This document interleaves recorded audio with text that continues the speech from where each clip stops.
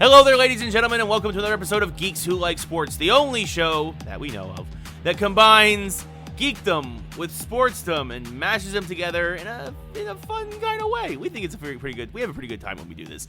As always, I'm Ray Carcillo, joined by my best buddy Lee Elias over in Philadelphia. Lee, how's it going today? Ray, I'm going to start this episode like you usually do. I have another geek mug. We have lots of mugs here. All right, this is a Star Wars mug that someone got for me from Disney World. And it's got Yoda on the back, and it says, "You must be this tall to ride this ride," and he's not tall enough. And on the inside, it says, "Judge me by my size, do you?" Oh, yeah. And I'm drinking a nice jasmine tea out of this geek cup, which I'm very proud of. I'm going to tell you. It's a good mug. Disney makes good mugs. It looks like a great mug. I am particularly excited. It's official. I heard in the radio yesterday the first commercial for Star Wars Land here at Disneyland, because although the reservations, if you have reservations, I believe that starts either this weekend or next weekend, but it opens to the public, and that's why they started doing commercials June 24th. We're exactly, actually, from the time we're recording, is exactly 1 month away from Star Wars Land officially opening here in Southern California. Yeah, my brother and I have been working on some intricate plans to convince our wives that we need to go check out the park before our kids come with us, mostly for safety reasons, is what we're saying. That we need to go to the park just to see what's there, because it's a place we're probably going to spend a lot of time in the future. I was going to say maybe all of our time, but I can't do that. But we want to go just to check it out. They're not buying it at all, which is devastating. But it's like my brother and I are always talking about how do we really want, we want to bring our kids. Don't get me wrong. We definitely want to go with our kids, but we want to go as kids too, and not be changing diapers halfway through Galaxy Quest or anything like that. But seriously, super excited for that. I wish Disney nothing but the best with that. It's long overdue, long overdue. Yeah. And nobody does these types of things as good as Disney. So we'll have a full show about that when we go, because Ray, you're probably going to come with me. So Ray and I actually went to a Star Wars Celebration 5 in Orlando once. Yeah, back in 2010. That was 2010. Yes, I want to say it was. Yeah, it was 2010. Because it was the 30th anniversary of Empire. Yeah, it was. We had a blast. Yes. This is one of those things. I remember I got made fun of, Ray. Someone said to me, "Did you go to that Star Wars convention?" And I said, "It's a celebration." And they're like, "You're such a nerd." I was like, "Yeah, well, I'm not backing off." I remember actually that you and I, they have a dance. They have like a party at night, and there was this Pimp Vader who, if you follow Star Wars, you've seen this guy. He walks around with a goblet and he's all white. And then there was this person in a Jabba suit, and it was just like, this is my life. This is what life needs to be like. But seriously, excited about Disney. I have pictures. I still have those pictures. I do too. I have a whole album. I have an album, a photo album. Yes. Yeah, we should. Well, we'll put one or two of those in the Facebook group after the episode goes we will. up. I actually still have the Dark Side bumper sticker on my truck from that event that I got. I still have my Dark Side Lanes bowling shirt. Yeah, you do. That's a great shirt, man. That was a good time. We need to reconvene. 10 year. Next year's a 10-year anniversary. Maybe we'll do that. That we should just go to the Star Wars park. And that's the thing. And by then, everything, first off, the crowds will hopefully have died down a bit by next year. But also, we'll go in the winter. everything will be open by then. Yeah. Because there's still one or two attractions they said that are under construction. Yeah. But the rest of the land will be open up, and those other things should be finished by the fall. Yeah, I'm not in any rush to get down there. I want it to be open, and I want them to get all the kinks out. I don't need to be the first. I don't think. I don't think that. So for those of you listening, Star Wars is my biggest quote unquote property. I'm more into Star Wars than anyone. In terms of, I'm more into Star Wars than anything else. Ray knows that. Ray's a pretty big Star Wars fan himself. We'll talk about that in a little bit. But I'm not in any rush. I want the park to be open. I want them to get the kinks out. I don't need to be there first. And I am really excited about this from the day that they mentioned it, and because they're going to do it right. And that they're planning their films alongside with this, which I think is really exciting, because there's some things that could happen with that maybe we don't know about. Yeah, no, I mean, that's just it. And they can definitely tie it in very easily to whatever's going on, to add attractions or add cosplayers or add, or I guess, the Disney people who dress up and whatnot. So, Ray, here's a proclamation. What's today's date? Today is May 24th, 2019. Our job is to get this podcast so large that we have to go. I have to tell my wife, babe, I got to work, and I got to go to Disney in Los Angeles or in Hollywood to make this happen. We could do a Geeks Who Like Sports meetup at Star Yes, Wars yes. Land Tell your friends. in Get them on the Disneyland. podcast. Yeah, we'll get a sponsor. Everybody, We'll do it. invite your friends to the Facebook group. Yeah. Share the SoundCloud. Share the iTunes. Let's do this. Listen. This is Geeks Who Like Sports. This makes sense. I'm going to Disneyland. It makes sense. We got to do it. Oh my God. That's what Exactly. it's going to be. It's going to be. I'm going to Disneyland Star Wars tour. You're all invited.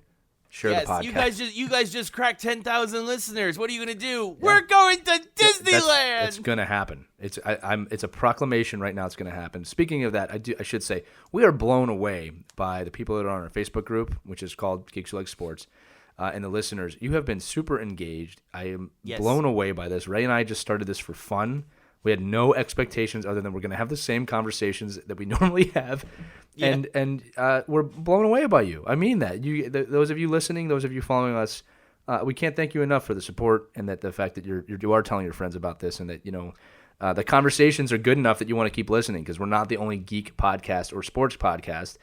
We are the only Geeks Who Like Sports podcast, but nobody else is really doing this, and it's meant to be a community. So thank you so much for all the follows.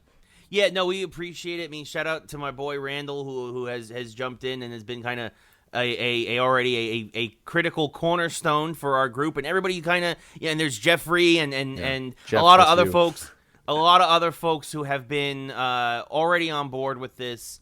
I mean, guys, if you haven't seen Jeffrey's Photoshop of me and Lee on the Facebook group, it's disturbing. It's it's awesome. Yeah, and a little disturbing, but we definitely you guys need to check that out. Thank you for that. Yeah, and we appreciate. And actually, this is actually a perfect time for the mailbag. For the mailbag. Yeah, we got some emails in. We got a couple of emails over the past couple of weeks, and we meaning to get to these. And we're sorry we didn't get to them sooner, but we have jobs. Yeah, we have things we have to do. We'll keep doing this podcast, though. Keep going. Oh, yeah, let's go. Let's get these emails up. Yeah. So again, the email is geekswholikesports@gmail.com if you're listening for the first time or for the 5th time or the 9th time and you want to email us something. But literally, you can send us anything, and we'll answer the questions that you may have before we continue with our regularly scheduled programming of sports and geekdom today. Yeah. So for sure, this is But again, if we get this, we'll probably do this on a regular basis because Absolutely. we love talking to you guys. We love this being an interactive thing. We love communicating with you. So. So the first one comes from Tools. Tools, I actually know. Tools started following me when I was doing the EGM podcast, Electronic Gaming Monthly, and then I did another podcast with my buddy Jason, and I appreciate Tools' undying, unwavering loyalty. He's a great guy. He knows his geek stuff. And he writes in talking about, we did a conversation a few weeks ago talking about our favorite actors in certain roles. And for Spider-Man, he wrote that for him, it's already Tom Holland is number 1, Tobey Maguire is 2, and then he puts Andrew Garfield 3 at the bottom. He talks about how Maguire was a good starting point, had a basic look, pulled off being the nerd, even if the humor fell flat. Holland is the total package, physicality, the look, he's charming, can pull off being a high schooler, and Tools agrees with me that Garfield was terrible, and that he was a pretty boy and too cool for school, and that, like me, prefers his Parker to be a bit more basic and down on his luck. Yeah, that's the character for you. I mean, he's supposed to be. Like, that's the idea is that we've had too many origin stories with Peter Parker, but he was a very stringy nerd. I mean, he was essentially Captain America, but smarter and geekier. Before he got his powers and Holland. Here's the thing. I always got to say this though. Like I love Holland. I really do. But he's also sitting on the shoulders of giants with the Marvel Universe, which is he's doing a great job. But he's also been put in a position where he's going to succeed. Maguire had none of that. This is 2002 was when Spider-Man came out, I believe. Around that time period, this is a different era of Marvel films where they weren't as accepted at that time period in terms of it's a superhero movie, but it wasn't like what we have now with the MCU. And he really kind of that we have to give that movie credit. Them and X-Men really changed the fabric of modern superhero movies, kind of making them more realistic, if you will. And I didn't think the humor fell flat. I was thinking it was just a different time. I think we've gone through a little bit of a dark period. In terms of humor over the last 10 years, and I think it's kind of coming out. It's become more sarcasm now.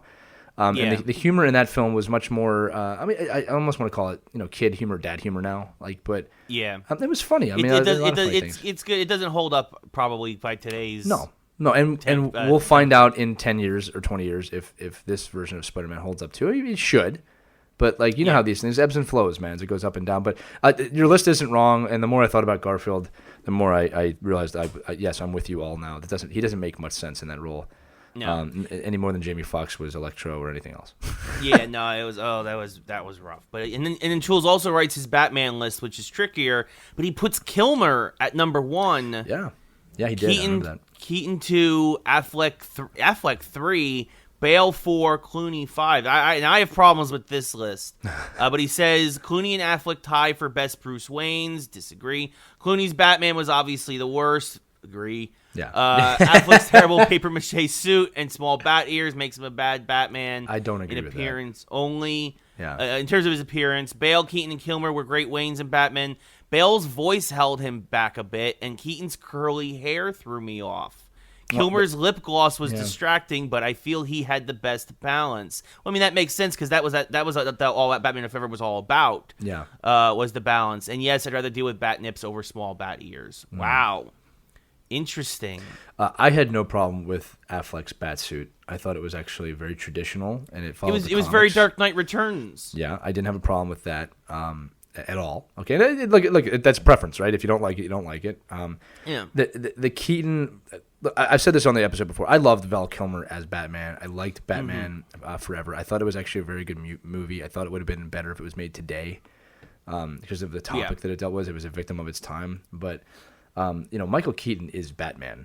I mean, he is. I mean, he ended a graduation speech with that. I mean, here's the thing, and this is all I'll say, is that he paved the way for the modern cinematic Batman. There hasn't been a funny Batman since, and even when they tried to do that, it fell on its face. So, I could make an argument that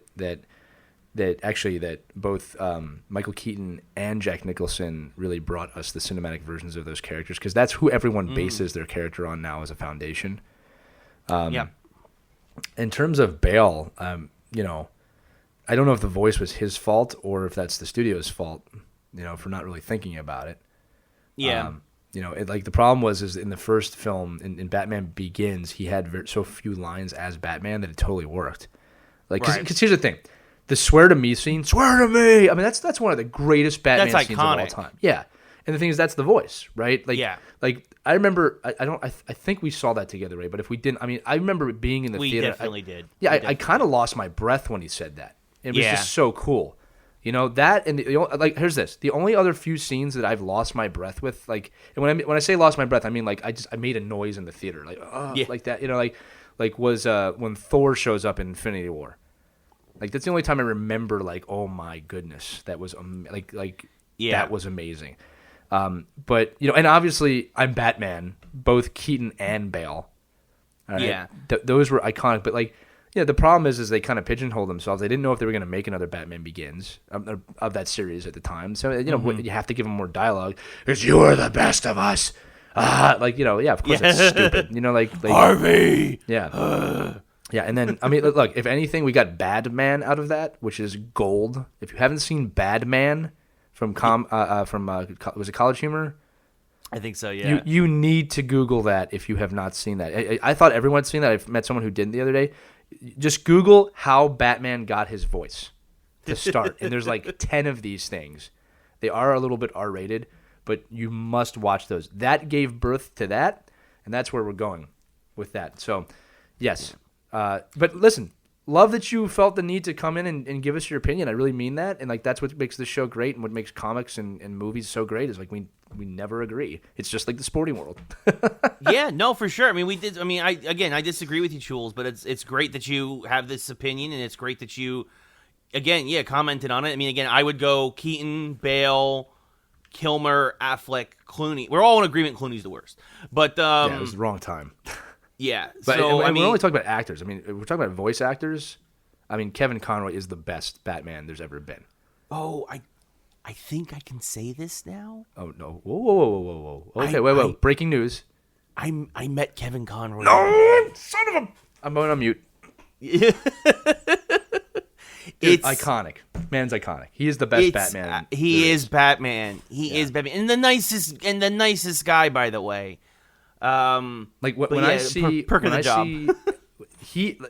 I think you tell us if you disagree at home. He is the best. What's the word? Incantation. I don't even know though. He is the best incarnation of Batman. He's done it more than anybody else. He has the voice down perfectly. When I read or see Batman, that's the voice that I hear first. Not to mention the Arkham games. I mean, like when I played Arkham Asylum, like not only was that an amazing game, but it's like this weird thing where I'm shot back to the animated series, which was my childhood, and now I'm playing pretty much an R-rated game with his voice. I mean, it was awesome. He is the best. Yes. All right, and it also goes to show you that an animated Batman is always the best way to portray him. But we can't accept that as a society. But Conroy is the best. Please tell me more about meeting him.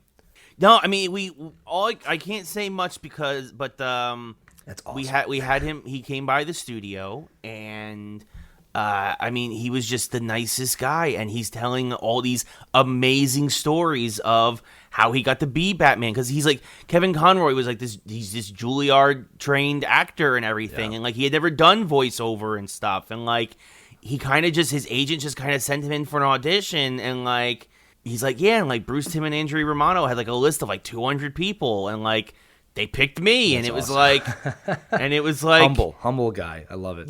Yeah, no, nicest guy in the world, and absolutely like he is Batman. You can't. It's impossible not to hear his voice. He even talked about like a little bit about how great it was to, how appreciative he is to be. He's been Batman now for almost 30 years. Yeah, and he's done it well too. He's been great at it. I just noticed that now I'm mimicking his voice by accident. Yeah, no. That's weird, isn't it? Okay, I should stop. Let me go back to my normal voice. Okay, I'm back. Oh, it's still him. Right. Okay. Hey, Lovely, where'd you go for a second there? Yeah. I didn't. I love it. That's great that you met him. What a stand-up guy too, and like he's a beloved hero. I mean, for so many reasons. But look, I've always said this: Batman's not a hard role to play in terms of complexity, but to nail it. I mean, there's a reason we've had so many actors that have played it. It's 'cause it's not easy to be iconic because there's so many people who have done it before him. Yeah. But he is. I'd be remiss if we didn't just mention. Like I always think it's not fair that we don't say that. But yeah, Kevin Conroy is the best at that role overall. Yeah. No, for sure. Agreed. All right. So we have one more. Letter in the mailbag for email in the inbox. I guess is the proper way to say it all now. But we're old school media guys. It's a mailbag. From Michelle.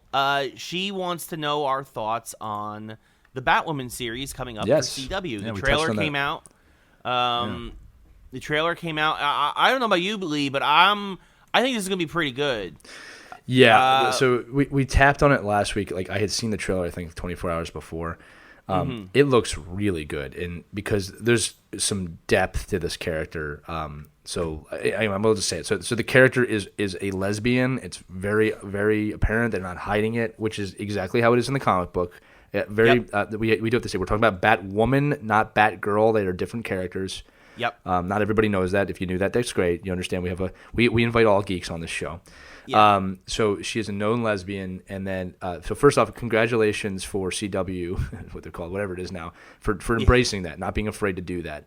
And then the trailer goes on to kind of describe her as like her partner is taken away, and she has to find a way to get her back, and like the police are not doing enough. And so she goes to her, I believe it was cousin's house, Bruce Wayne, discovers this suit. And what's very interesting about the trailer is Batman has disappeared, or he's just not around. And they were very open about that, like he's not here. Yeah. So that's really exciting. And then it's just her becoming Batwoman. And Batwoman is a really good character, all right? And they're making her very independent, which I also love. I mean, I'd go as far to say, like, I don't want to call her the female Batman because I don't think that's fair. It's like it's just she is Batman or Batwoman. They are the same character. They're very similar, but she's also got her own unique edge to her. Like she's not afraid. Like she doesn't like to kill, but she has killed in the comics or tried to kill. Like if the situation is warranted, where it was like literally no other choice. Like she does not have one rule. Right, exactly. Because I mean that too. I don't know how much they're gonna get into this, but she's an ex-soldier. Yeah, like Oh, she has they're gonna get into military it. training. Well, I yeah, mean, in the trailer, like her partner is someone who's in the military with her. Oh, that's a Right, great point. right. And That's right, they yeah. insinuate that they get kicked out because of that. yeah, Which is really deep. It looks like it's really going to tackle some problems. The other thing too is this looks like a much more grown-up television show than some of the shows they've done in the past. Yeah. And that's not an insult against like Smallville, Arrow, or anything. It's just those all have the same feel to them. This has much more of a Gotham feel to it.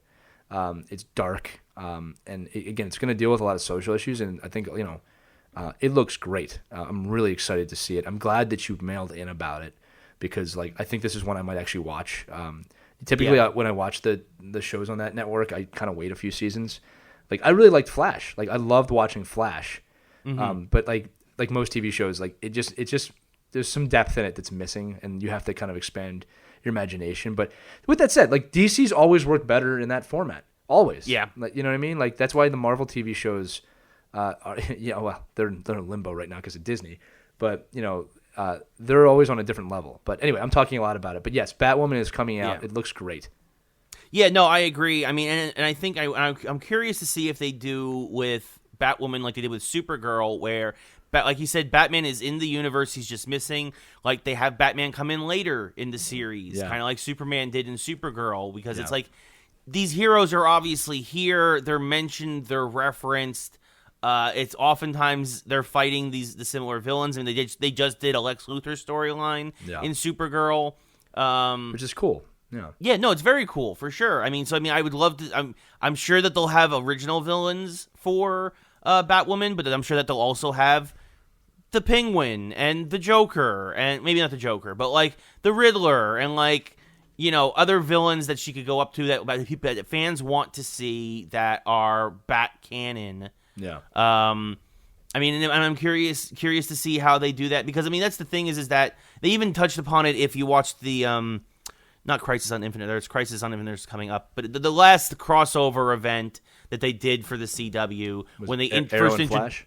where they first introduced Batwoman, last November. Yeah. And she's like, Bruce is he's gone. He's somewhere. He's in Europe. He's on a mission or whatever. But you could explain that in 100 different ways. Yeah. You could be like, he was fighting Ra's al Ghul, and he was like doing all this other stuff. He's being like, Batman. He's doing what Batman does. Yeah, exactly. And sometimes he goes abroad and he has to fight crime on a global level. Yeah, it's not like there's not other heroes in the DC universe that could help out in Gotham once in a while. It's like not like Superman doesn't exist. Right? Give me a break. Right, exactly. But that's the thing too, is that like what could be interesting is if they do this, could be a backdoor way of introducing a lot of other heroes. Yeah, like you've introduced Superman in that universe through Supergirl. You already have Flash. You could introduce Batman through Batwoman. Could you have a Justice League TV show down the line? Justice League has only ever worked as an animated show. Again, I'm hesitant. Here's the thing: is that I think if you have an event, I'll see if you agree with me on this, Ray. Okay, I don't like the idea of a show. I do like crossover events. So give me a Justice League 2-hour TV movie. And then they split up again. And then almost like an Avengers thing where they just come, maybe once every 3 or 4 years they come back together. You can merge some storylines together. All right. So I'd love to see a Justice League event show. I don't want a series though, because I don't think it would work. And I think these characters always work better on their own. I think we've learned that several times over with DC. And then, like I said, even the animated series did that. I mean, they would have these big Justice League events before Justice League really came out. Yeah, and even when Justice League did come out, you had a lot of episodes that was just 2 or 3 of the Justice League. Yeah, Flash and Green Lantern go to Gorilla City and and things like that, where it's not the whole league unless it's like Starro or something like really big and really that needs the entire league. The invasion of the Hawk people, the Thanagarians. And those take a lot of build up. I mean, it took them 20 something years. No, it took them almost 30 years to make the death of Superman correctly. Yeah, you know what I mean. So it's I don't know. I'd say get it out there, tread water, see how it does. I mean, and get good writing. Obviously, good writing always solves everything. Obviously people had some problems with that with Game of Thrones, which we'll talk about in a few minutes. But it's one of those things take some notes from the animated series. It was really rich storytelling, and I know animated, obviously you can do a lot more than you can with with live cinematics. But yeah, it's going to be interesting. I mean, I almost want to say like the CW has grown up. I mean, you know, and like I was a big fan of Smallville in the beginning and the end. You know, I'll actually use that as a segue in a minute. But I do want to do one more thing. So that was our mailbag, the things that came in. I also want to talk about our Facebook group, Geeks Who Like Sports, because we had some really funny things in here. Just really quick to cap, as you said, Randall asked everybody what their two favorite superheroes were. Okay, and Ray said Batman and Spider-Man, and you said, to your credit, you said it's very basic, but you know I don't think there's anything wrong with that. They're iconic. Yeah, right? Those are my guys. Those were always my guys growing up. I wrote that, and Ray will back me up that this has been a long time for me too. I said cinematically, I actually really like Thor and Deadpool, but I said my favorite two are Wolverine, which I don't believe anyone else said, which surprised me. Yeah, right? But I love Wolverine, and I said, and also Darth Vader. All right. Yeah. Because here's the thing: Darth Vader, first off, is way cooler in comic books than he is in the movies. That's as cool very as he true. Is, okay, as cool as he is in the movies. But what I love is that I got a lot of people coming back saying that like that's okay, you're allowed to say that. Yeah. Including Ray said I'll allow it, which I'll take. Yeah. And then Randall said technically Darth Vader is a comic book character. But I just wanted to tap real quick on if you have not read Star Wars comics, kind of surrounding Anakin Skywalker from the start of the Clone Wars through Darth Vader's, I'll say his death. To be fair, there is unbelievable storytelling specifically around the time of his last year as Anakin and his first year as Darth Vader, where he is really conflicted between the two. And then also there is an amazing storyline. I just have to say this. There's just an amazing Clone Wars storyline where at the time Chancellor Palpatine is just manipulating Anakin so much and like forcing him to go through so much pain, like watching all of his Padawan class die, trying to save them, like things. He twists him so much that it makes more sense that he turns into Darth Vader, whereas the movie just kind of like, oh, I'm Darth Vader, you know, like it just switches. Like, so if you have a chance to like really dive into those comics or even some of the books around that time, there's a great book called Dark Lord. It's about Vader's first year as Vader. And what's funny is like he still has Anakin's voice in his head at that time and Padme's voice in his head at that time. He's fighting these things, and it just really explains why he goes to the dark side. It makes sense. Anyway, I just wanted to say that because like we'll have another episode about that. But those Dark Horse runs they were before good. obviously before it all went over to Marvel and everything, Yeah. and they acquired Star Wars. Like some of those are absolutely iconic. There's even some great like what ifs. Like I remember something you showed me, Lee. This had to be 15 years ago. Yeah, I have where Vader in the white suit, Yeah. where I think Luke dies, but then Leia becomes a Jedi, and like Vader does go to the light side, but he changes into a white suit and like becomes a force of good, and I'll find the name, but they did a triple comic series where pretty much it was an alternate storyline for A New Hope, Empire Strikes Back, and then Return of the Jedi. Mm-hmm. And in one of them, Yoda doesn't die. And he gets on the Death Star, and he crashes the Death Star into a planet where Palpatine is. It was just, sacrifices himself for that. Yeah. And then you said there's the one where like Luke dies and Leia becomes the Jedi, and then Vader turns to the light before he dies, and he comes out in a white suit. I should read those again because they were actually pretty good. Yeah. But I loved that stuff. I mean, again, let's just say this because this is gonna be a whole other episode if we do this. But like the Dark Horse Star Wars run is unbelievable. If you can get these things online. Feel free to ask me which ones you should read, but they are really good. I mean, it's rich writing that is really hard to come by in Star Wars comics because the old Star Wars comics are very, very kiddie, and then some of them are actually too dark. I mean, some of them get like there's some where Luke turns to the dark side, and they're good, but it's like, wow, this is dark. Yeah, you know what I mean. So anyway, I did want to transition real quick because we have a lot of stuff to talk about today. And we're already about 25 minutes in. But I want to talk about just Game of Thrones real quick. Again, there's no spoiler here because I'm not going to give away anything that happened in the last episode. I just want to bring up a topic. So Game of Thrones is finished. It's done. All 8 seasons have now concluded. A lot of people are upset how it ended. My opinion on it is that it was an okay ending. That's what I'll say. Wasn't amazing. Didn't lose my mind over it. It was okay. I wasn't upset with it. I wasn't overly happy with it. It was okay. And I just want to bring up again, and we tapped on this last week, that it is extremely hard to end a show well on TV, especially when you've been on for that long. And I always tell people, really, you should focus on the 8 seasons of really amazing content and storytelling that you got. And I'm not saying you should be happy, but like it is. You have to think about this. The build up. They didn't know how it was going to end when they started, which is always a problem. The best TV show endings are when they know how the show is going to end before they start filming it. Yep. Okay. Yep. And I'll tell you why in a minute. Comic book TV shows typically do a very good job with this, but it was an okay ending. The series was phenomenal. All right. But let's live with it. Let's move on. You're going to get another book about it. I mean, this is really. It's a better ending than The Sopranos was. If you hated The Sopranos ending, I was just about to say, like, this isn't the first time an HBO show kind of dropped the ball on the ending. Yeah. Right now, as they're filming in my hometown of Bloomfield, New Jersey, The Many Saints of Newark. Yes, which is the prequel with James Gandolfini's son playing him. So, but it. I mean, and that too. And you mentioned the books. To be fair, George R.R. Martin had all these years to finish that series. Yeah. And these guys, if they had... Look, do you see how good a job they did in the early seasons when they had the game plan laid out for them and adapting the books? You can blame George R.R. Martin just as much as the guys behind HBO, because why didn't he finish the series sooner so these guys would have had that blueprint to follow, and they kind of had to make it up on the fly a little, you know? I joke, he tested the ending, now he's going to make a new one.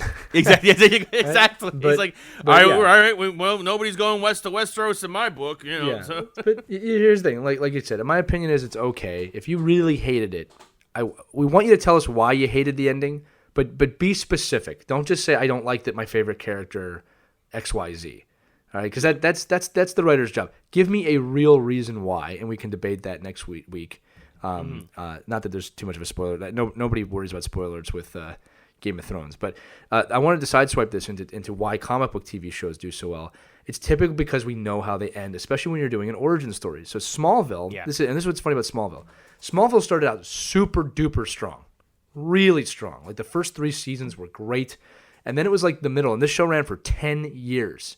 Yeah. Like the seasons like 4, 5, 6, like in the middle, they got kind of stagnant, right? And then it gets to a point where like, okay, Clark Kent's like, how old is he now? And why isn't he becoming Superman? But here's the thing: the last 2 seasons were really good because they finished the arc, and like in the last episode, he becomes Superman. I'm not giving anything away with that, and it was really well done. And they kind of explain why he has to become Superman. So the last episode of that show left me feeling very good. All right, because we know how it's going to end. The reason why Breaking Bad was so good, the reason why How I Met Your Mother was so good, is because they knew when they started writing how the show was going to end. Yeah. Okay, and then they're writing content in between to advance to that ending. When you have a show that starts without an ending, it's nearly impossible to give someone a good ending. Because it's not written for that. It's like writing any kind of story, any kind of book or script. Like, I mean, I'm writing stuff right now, and like, and I'm not talking about my new stuff, personal stuff. I have an outline. I know how my stories are going to end. Now, there might be 2. Like, for one thing, I'm writing. I have 2 endings. I'm still trying to figure out how I'm going to, if I'm going to go dark or I'm going to go light. Yeah.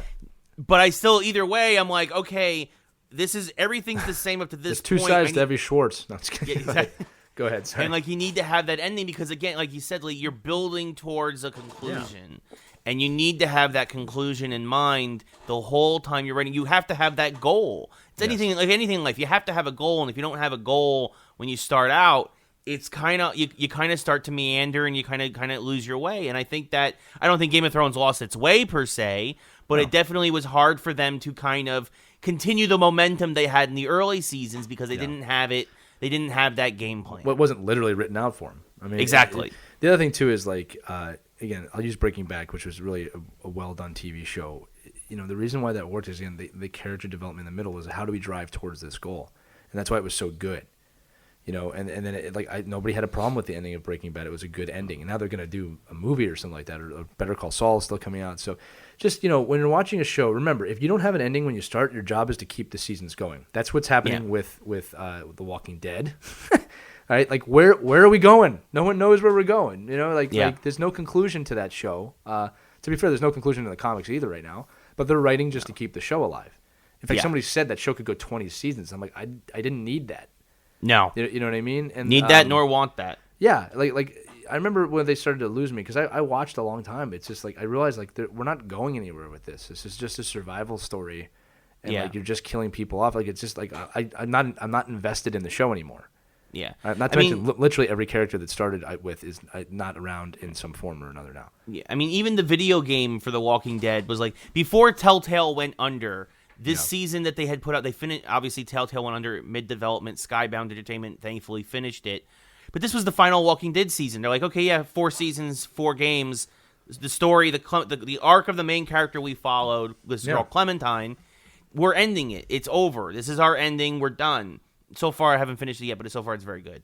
I'm a quarter of the way through it. But because like most things, like most people now, especially with video games, episodic video games are fine. But I'm at the point now where I'm just going to binge it. I'm going to wait till they all come out so I can play them all back to back to back to back. You don't want to wait because I don't want to. Yeah, I don't want to wait. So even though the game started coming out in August, the last episode finally dropped about a month ago.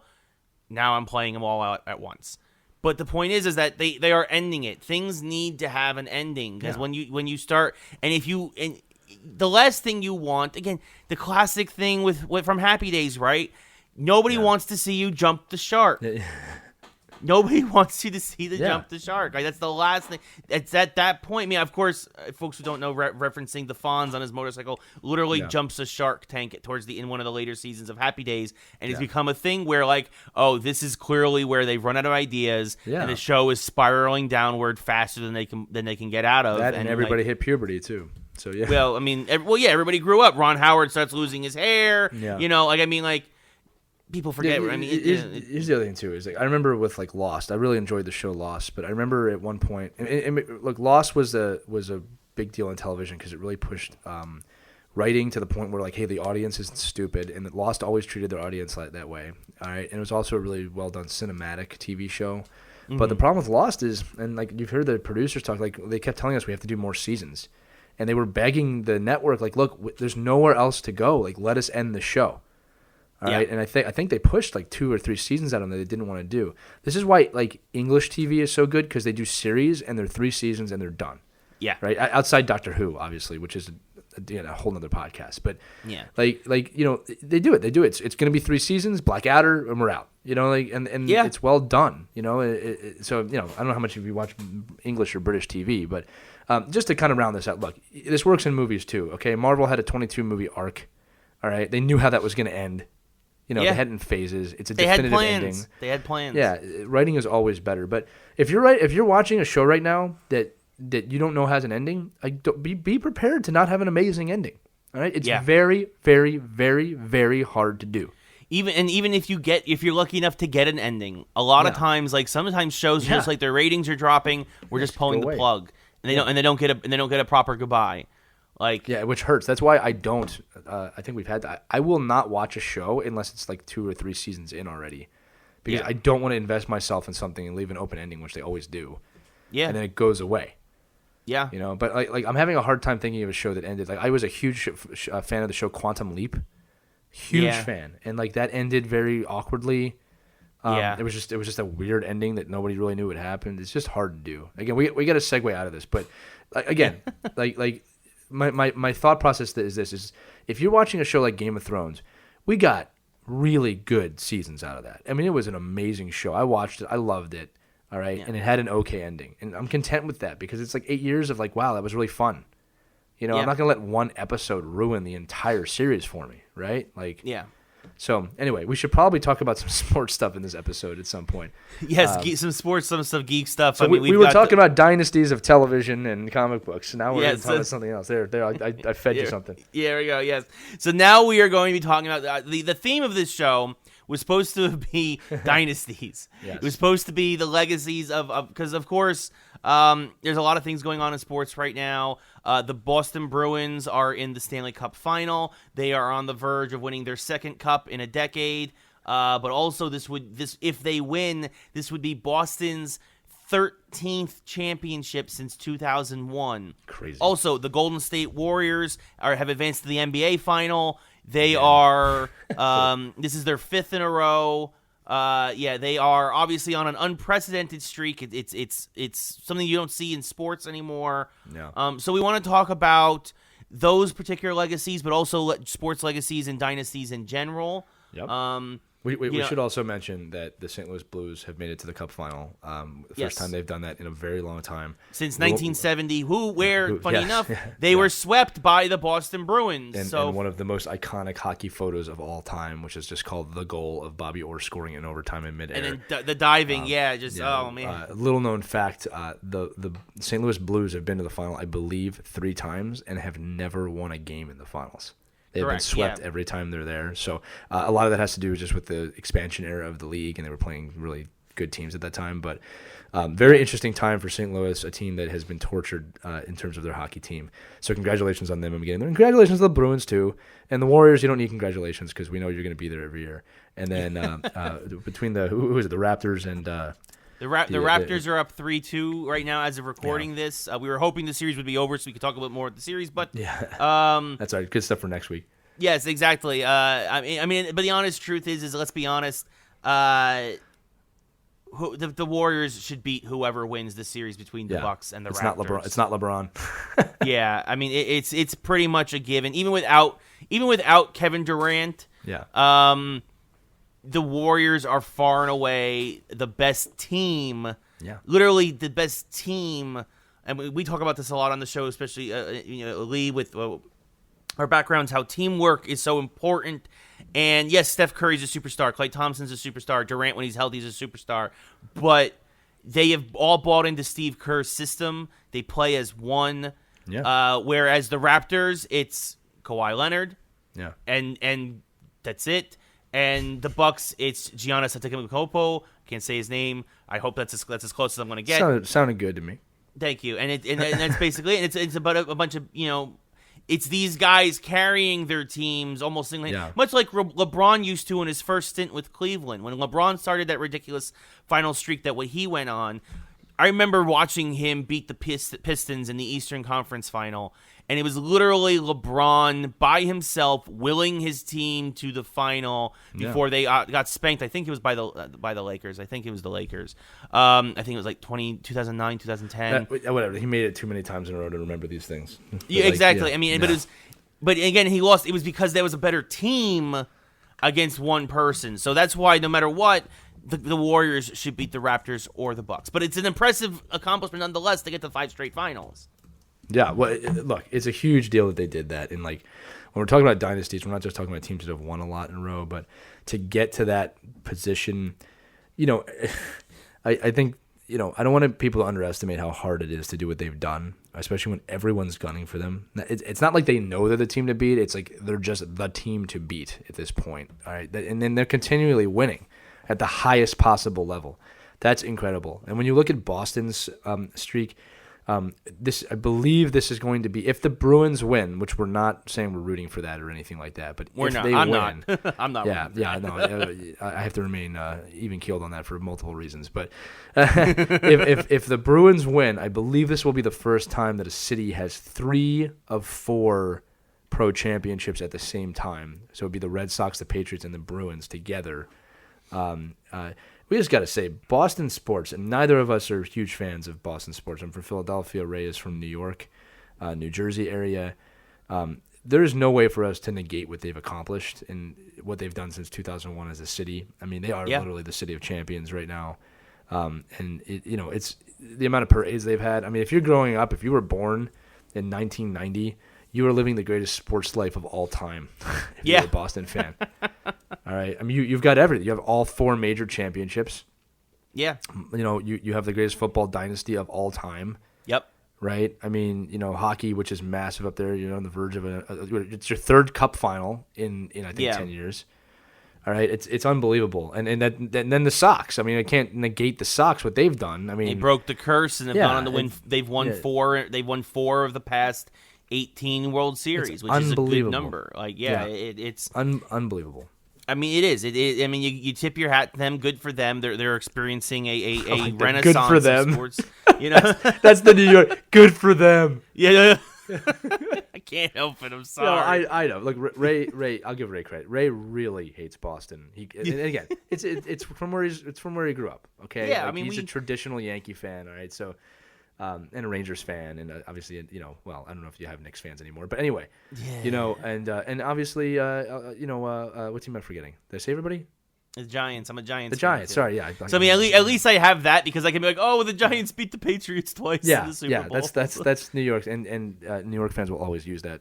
Yeah. Unfortunately, but look, give Ray credit. I mean, like this is great stuff. I mean, this is this iconic level, legendary. It's stuff. unprecedented. Yeah. And again, you can't cheat and win as many Super Bowls as the Pats have won. People say that all the time. Give me a break. Yeah, no, get over it. Like, yeah, but I mean, so cheat. I mean. Well, they did in 2004, but we'll joke about that in another episode. Yeah, No, but so is this run of Boston sports the best dynasty ever? Yeah, I mean, yes, it had, right. I mean, the only other if you go back 100 years, or even I guess 70 years. I mean, but there's so many less teams at that time.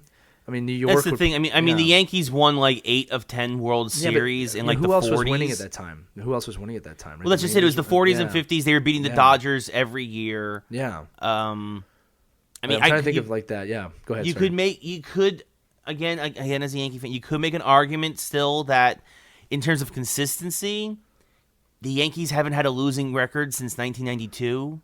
Sure, but they've only missed the playoffs twice. They've won 5 World Series over that time. If we're talking about a whole city, I mean, the closest New York's ever come is 99 to something like that, right? I mean, so, and I mean, Boston's done it. I mean, in fact, I don't know another city that's had all 4 major sports win a championship within a 20-year period.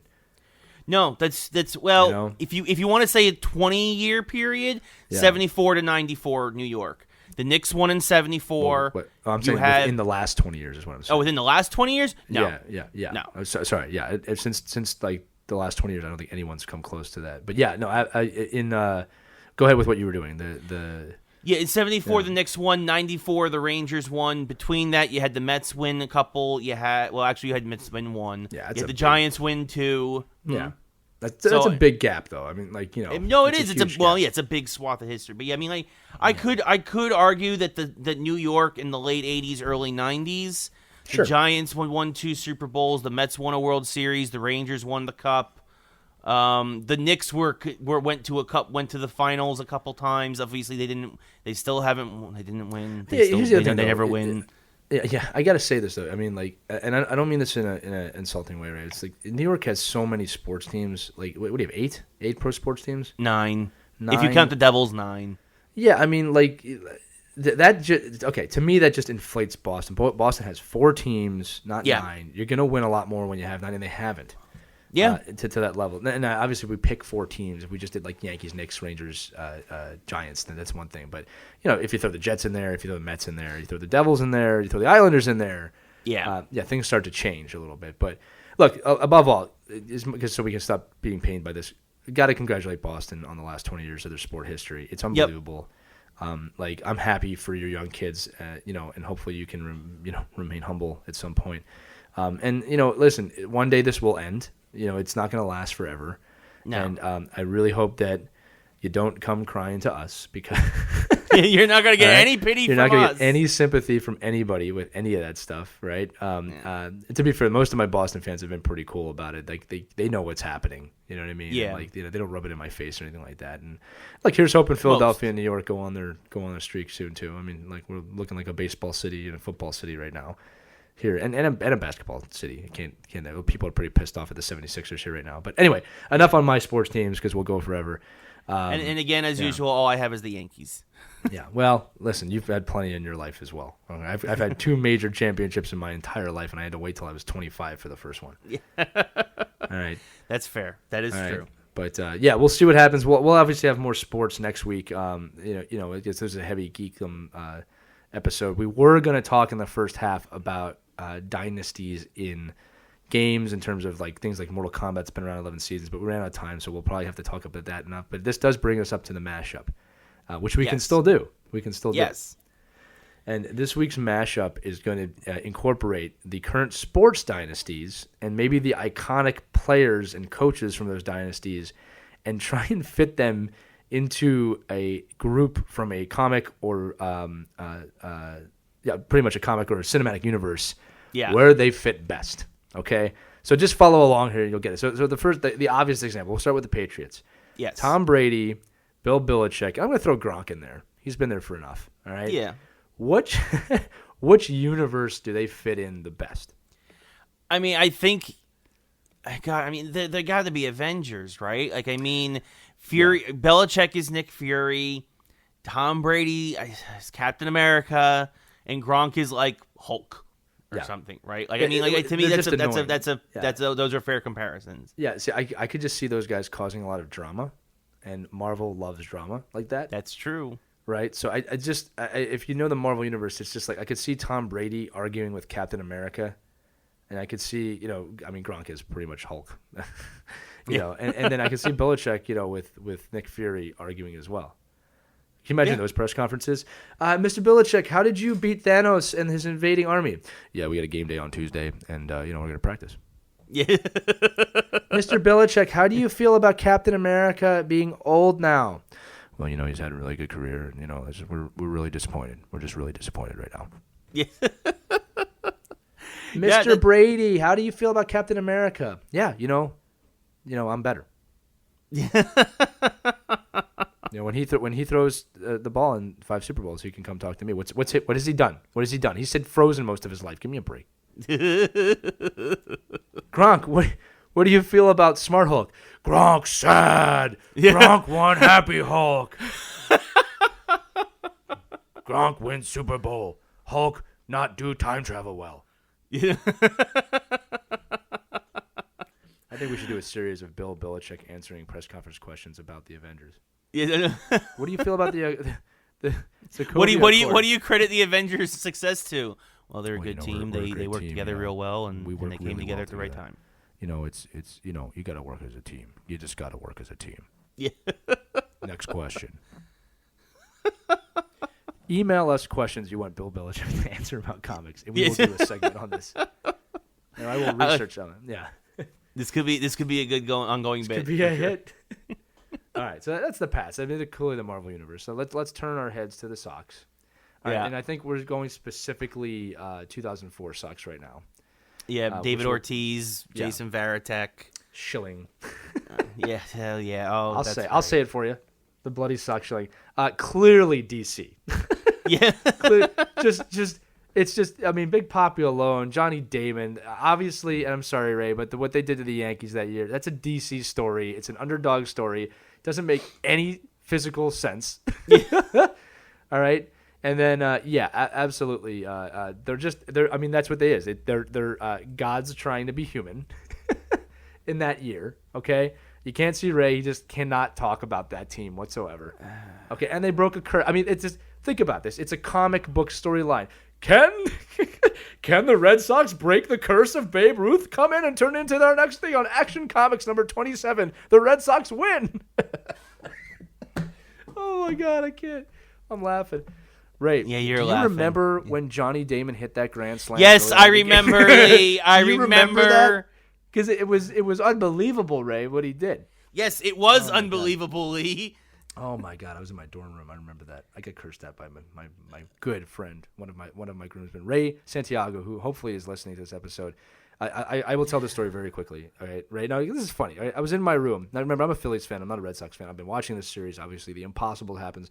Johnny Damon gets up, hits a grand slam. Was this that first inning or second inning? It was early in the game. It was like the first inning. All right. And I remember I covered my mouth and I went, oh my God. like I not as a fan, just I couldn't believe it. And Ray screams from the room next to me, not a in word. And he didn't say anything for the rest of that game. Yeah. Now, the good news is you've won World Series since then, and you've beat my Phillies in 2009 to do it. That should make you feel a little bit better. A little bit. Clearly a DC comic universe. So, yeah, I mean, do you want to give specific properties to those guys, or like, I mean, is Ortiz Superman? Was Damon the Flash or something? Damon was something. I don't know what he was. I just know. I think I could just see them interact. They could make a comic book where Johnny Damon's in that comic book talking to Superman. I could just see that. Hey, who do you think can hit the ball farther? I mean, I could see that. Superman could just yeah, I'm sure. It's actually a great comic where Batman and Superman play baseball with each other. About Batman 40s. No, Batman 38. I want to say it was I love watching you go through your physical mental library Yeah. of comics. I can see Tom King run leading up to the wedding just after Batman had proposed to Catwoman and Catwoman said yes. Batman and Superman and Wonder Woman and Lois Lane Catwoman, they all go on a double date. And then Batman and Superman start trash talking each other and Superman's like, "If I threw a fastball, you could never hit it." And Batman's like, "Really? You want to bet?" Swear to me. and Batman hit the home run. Batman hit it because like he even with Superman throwing as hard as he could, Batman knew he could predict it. He knew what was coming. Hey, listen, just to quote one of my favorite series, because I'm Batman. Exactly. Right? That's how it should have ended. You go check that out. Because I'm Batman. Yeah. Listen, they're clearly a DC universe. And then let's talk about the Bruins. So the Bruins and the Celtics each have one championship, so not exactly dynasties. But for the Bruins, we have Brad Marchand, Patrice Bergeron. We have Zdeno Chara. Tuukka Rask was there for the Cup, but he was a backup goalie at the time, right? Young and coming. These are a little bit tougher. I mean, they're kind of characters. So Brad Marchand is kind of a pest. Zdeno Chara is like a freak of nature. He's the tallest player in NHL history. And then Bergeron is a guy like he'll play through any injury. So they're superhuman in their own right. Yeah. But I lean towards Marvel for them, but I almost feel like Dark Horse might be one place for them too, because I could see them in the Ninja Turtle Star Wars universe. Yeah. Well, I mean, I think that too with the NBA with you had Paul Pierce, Kevin Garnett, Ray Allen when those guys won. Like Ray Allen, like that's Hawkeye. You know what I mean? Like absolutely. Draining threes from the corner. Like I mean, I could see the Bruins being like the Guardians of the Galaxy. I could see them on in that group. I think the Celtics and Bruins could definitely be Marvel guys. Yeah. Too. So we've established that the Red Sox. So the early Red Sox are clearly DC. The later Red Sox are probably Marvel. Yeah. Right. And that the Boston Bruins and then the Pats. I really want to do that Bill Belichick thing. That's just really great. We should do a video about that. Yes. We really should. How do you feel about the death of Iron Man? He was a great player for us. He really did a lot over the last few years, and he'll be missed. But that's what happens. You got to get up and move on. That's what the draft is for. We'll bring in Spider-Man, and we'll see how it goes. Yeah, we're practicing hard. Oh man, so somehow, I think we've tapped this subject as much as we could. Somehow we got back on track and kept the show under an hour. Well, we hope that you enjoyed this episode. We usually plan these a little bit more, and we actually had a plan today, but it's just listen, we just go with it. This is how these conversations go, and like I said, we really enjoyed the mailbag stuff and the stuff on the Facebook page. Again, Geeks Who Like Sports at gmail.com, or join our group on Facebook. It's Geeks Who Like Sports. If you can't find it, just message one of us. Yep. And please tell your friends if you're enjoying the show. Tell your friends to listen. Obviously, like we just started this to start it, but it is growing, and if it's growing, we have to get to Disneyland for that Star Wars park next year. Okay, and we want to bring all of you with us. If we do really well, Ray, in 2 years, the Geeks Who Like Sports Disney cruise.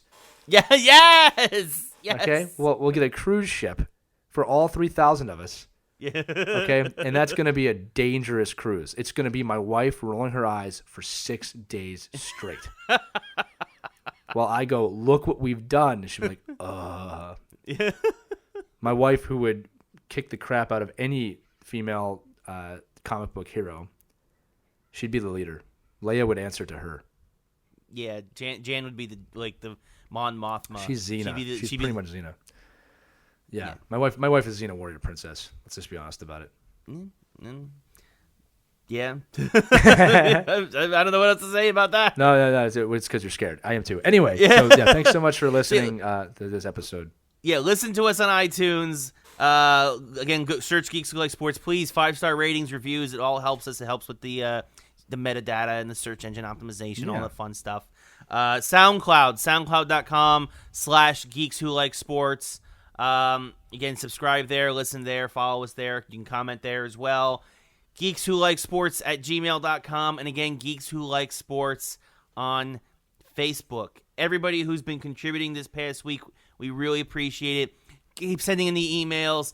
Keep giving us your funny pictures and memes and asking questions. We love talking to you guys. We love hearing from We you. really do. We really love it. I mean, it's been fun. We've been blown away by the reception. Thank you so much for that. And for the love for our logo. Maybe we'll put that on a t-shirt or something. Yeah. No. Yeah, so on that note, I'm Ray for Lee. Thanks for listening. We really appreciate it. We will see you next week with more Geeks Who Like Sports.